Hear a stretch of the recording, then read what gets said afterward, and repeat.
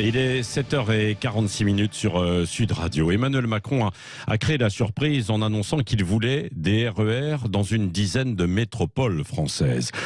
Ça a un peu surpris, y compris les acteurs en fait locaux. Nous sommes avec Michaël Delafosse, qui est le maire de Montpellier. Bonjour Michaël Delafosse. Bonjour. Merci d'être avec nous ce matin sur Sud Radio. Comment avez-vous pris cette annonce d'Emmanuel Macron et est-ce que vous y êtes favorable ? Effectivement, c'était une surprise. La semaine passée s'est tenu le congrès des maires et ce sujet n'a pas été évoqué, mais il faut prendre l'annonce. Oui.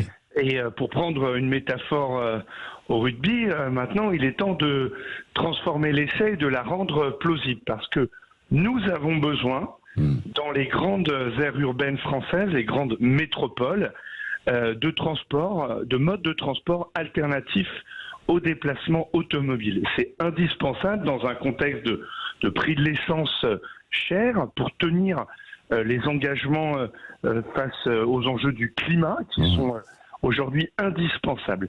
Et donc si le président de la République, comme il l'annonce, est prêt à financer des RER, réseau express dans 10 grandes métropoles, c'est-à-dire soit construire des nouvelles lignes de chemin de fer, soit réutiliser des lignes de chemin de fer, eh bien, je le dis clairement, banco, mais peut-être même à aller plus loin et plus vite.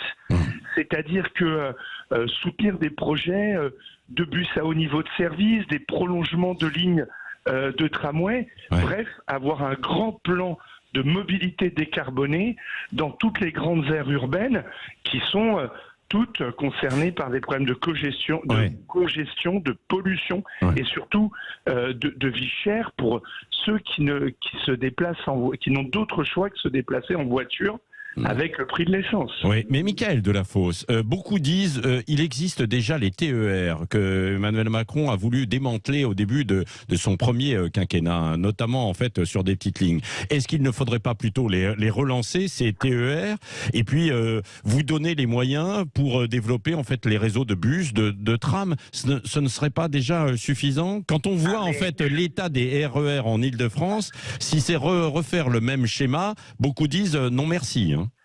Je pense qu'il faut faire un pacte sur les mobilités décarbonées pour chacune des métropoles. Oui. Ça peut être soutenir des extensions de lignes de tram, ça peut être des bus à haut niveau de service, c'est aussi investir pour le TER. C'est également créer les conditions, et ça l'État en a les moyens, d'accélérer la réalisation des projets. Je vais prendre un exemple très concret pour vos auditeurs. Oui. Entre Montpellier et Béziers va être réalisée enfin la ligne à grande vitesse.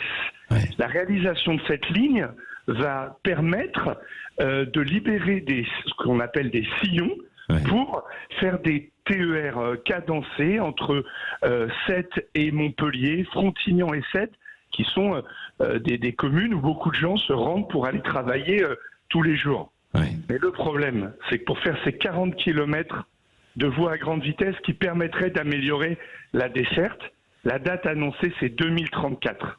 Et bien là, il faut des coups d'accélérateur sur les projets. Parce qu'on nous parle d'urgence écologique, à juste titre, ou d'urgence sociale, vu les difficultés que certains de vos auditeurs et auditrices rencontrent. Mais quand vous dites à l'horizon 2034, c'est très loin.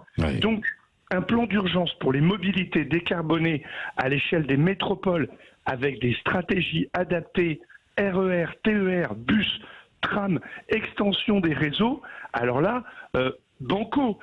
L'exemple de Madrid est emblématique avec un système de bus express. En 6 ans, ils ont réussi à mettre dans un rayon de 50 km les habitants à 1 heure en bus du centre, alors qu'avant il en fallait 2. Voilà, donc faisons des choix et je pense qu'aujourd'hui les présidents de métropole, les élus locaux sont très disposés à travailler sur un plan de bataille avec une date d'objectif, 2030, et des réalisations concrètes, et un partage du financement, parce qu'évidemment... Et oui, c'est ça. Ça, c'est la grande question, quoi, bien sûr, le financement.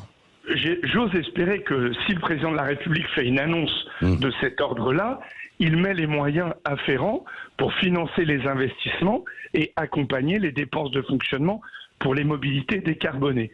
C'est indispensable. Ouais. Merci beaucoup, Michael Delafosse, maire de Montpellier. Je note que vous dites banco, mais partageons aussi les financements. Voyons tout cela en détail. Merci, Michael Delafosse, d'avoir été avec nous en direct ce matin sur Sud Radio.